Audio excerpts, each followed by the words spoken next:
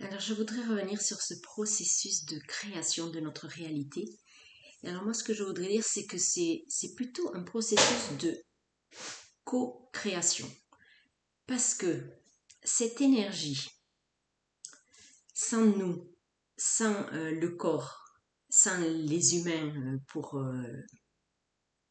comme mode d'expression, cette énergie ne peut pas, l'énergie seule, sans le corps, elle peut pas, elle ne peut pas se vivre sur ce plan. Il y a besoin des humains, on va dire, voilà. Mais l'humain, sans cette énergie, n'est rien. Donc c'est un processus de co-création. D'ailleurs, il y a Lilou Massé, que vous connaissez sans doute, qui dit toujours co-créateur en parlant des personnes qui regardent les vidéos. Mais c'est exactement ça, c'est l'un sans l'autre n'est pas possible, il ne fait rien en fait. L'un sans l'autre ne fait rien. L'énergie sans l'humain ne peut pas se matérialiser et l'humain sans l'énergie ne peut pas vivre. Donc c'est une espèce de co-création.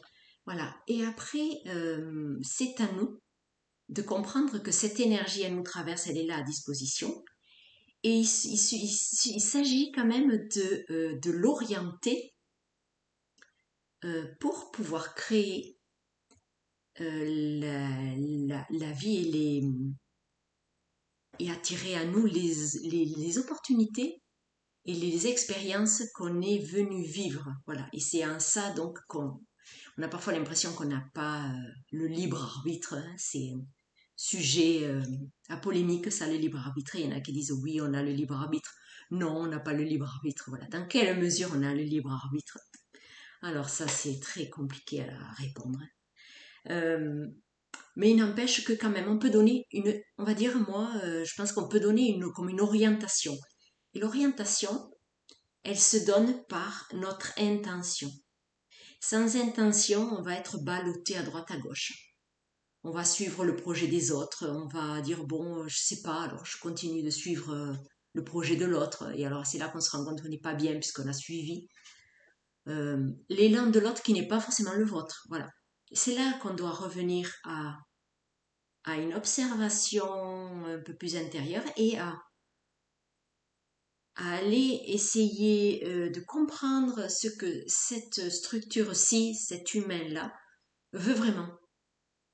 Et c'est pour ça que je trouve indispensable d'aller explorer, et c'est pour ça que j'aime le développement, ce qu'on appelle le développement personnel, qui n'est pas vraiment du développement, c'est justement aller voir ce qui est déjà là. Hein. En fait, il n'y a pas grand-chose à développer là-dedans, c'est aller explorer qui suis-je, de quoi j'ai besoin, qui suis-je vraiment et qu'est-ce que je suis venu faire ici.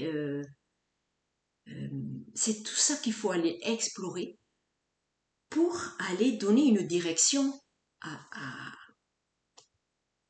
aller prendre un chemin. Tant qu'on ne sait pas ce qu'on veut, on ne peut pas prendre un chemin, c'est impossible, on va se laisser balloter.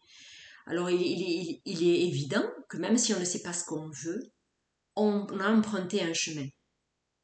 Et alors il va être fait de choses plus ou moins agréables à vivre. Et c'est ça qui fait que parfois on ne sait pas trop si on est au bon endroit, pas au bon endroit. Voilà, c'est pas tout à fait ajusté. C'est parce qu'on n'a pas encore déterminé ce qu'on veut vraiment. Et alors parfois on se sent à notre juste place pendant un temps et le chemin peut-être il demande à bifurquer. C'est ça qui fait les les moments un peu d'incertitude. Et de toute manière, la vie, elle ne prend pas un chemin comme ça linéaire. Elle demande justement à aller changer, peut-être tourner à droite ou à gauche. Voilà. Donc c'est ça qui est intéressant d'aller observer. Donc voilà, je voulais revenir donc sur cette idée que nous sommes co-créateurs et que sans cette énergie, eh bien, rien ne se passe. Voilà, parce que s'il n'y a plus d'énergie, eh bien la lumière s'éteint.